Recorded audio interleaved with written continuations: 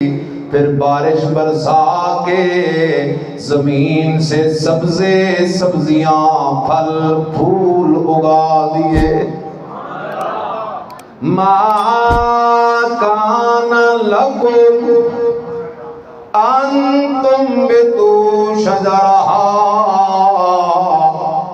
اِلٰہٌ مع اللہ. اللہ کہتا ہے میرا بندہ سوچ کے جواب دے. اگر آسمان و زمینوں کے بنانے میں کوئی شریک ہے جا اسے اپنا الہ بنا لے. اگر کوئی بارشیں برسانے میں شریک ہے جا اسے اپنا الہ بنا لے. اگر کوئی زمین سے سبزیاں پھل پھول اگانے میں شریک ہے جا اسے اپنا الہ بنا لے، معبود بنا لے، حاجت روا بنا لے، مشکل کشا بنا لے، داتا بنا لے، دستگیر بنا لے، نافع بنا لے، زار بنا لے. لیکن اگر آسمانوں زمینوں کے بنانے میں، بارشیں برسانے میں، سبزے اگانے میں میرا کوئی شریک نہیں تو نعرہ لگا لا الہ. سبحان اللہ. الہ اسے کہتے ہیں جو خالق کل شیء ہے، جو خود مخلوق ہو وہ الہ ہو. الہ اسے کہتے ہیں جو بارشیں برسانے والا ہو، جو خود ہاتھ پھیلا کے بارشیں مانگے وہ الہ نہیں ہو سکتا. الہ اسے کہتے ہیں جو زمین کا سینہ چیر کے سبزے پھل پھول اور درخت اور جنگلات اگانے والا ہو.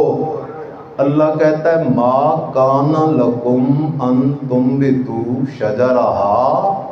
اوے میرا بندہ خیال کر، اگر اگلے پچھلے سارے بھی جمع ہو جائیں میری قدرت، میری مرضی، میری چاہت کے بغیر زمین سے گھاس کا ایک تنکا بھی نہیں اگا سکتے، اس لیے کہ ان میں سے الہ کوئی نہیں. سبحان اللہ. اللہ نے 3 دلیلیں دی نا. پھر اللہ سوال کر رہا ہے اِلٰہٌ مع اللہ، کیا ہے کوئی دوسرا الہ جو الہ ہونے میں اللہ کے ساتھ کیا ہو؟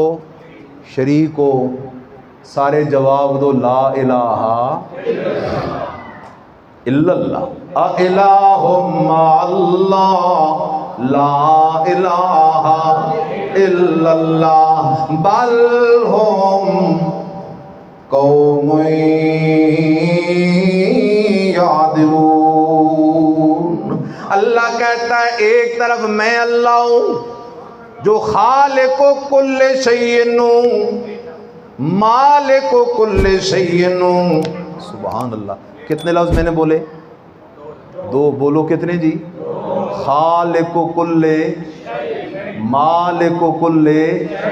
ایک طرف میں اللہ جو خالق کل شیء، اور دوسری طرف جن کو تو پکار رہا ہے یا ایھا الناس ضرب مثل فاستمعوا له. اور لوگوں میں اللہ تمہیں لا الہ الا اللہ سمجھانے کے لیے ایک قرآنی مثال دینے لگا ہوں. فاستمعوا له، کان لگا کے سن لو. اللہ وہ مثال کیا ہے؟ فرمایا ان الذین تدعون من دون اللہ لن یخلقوا ذبابا.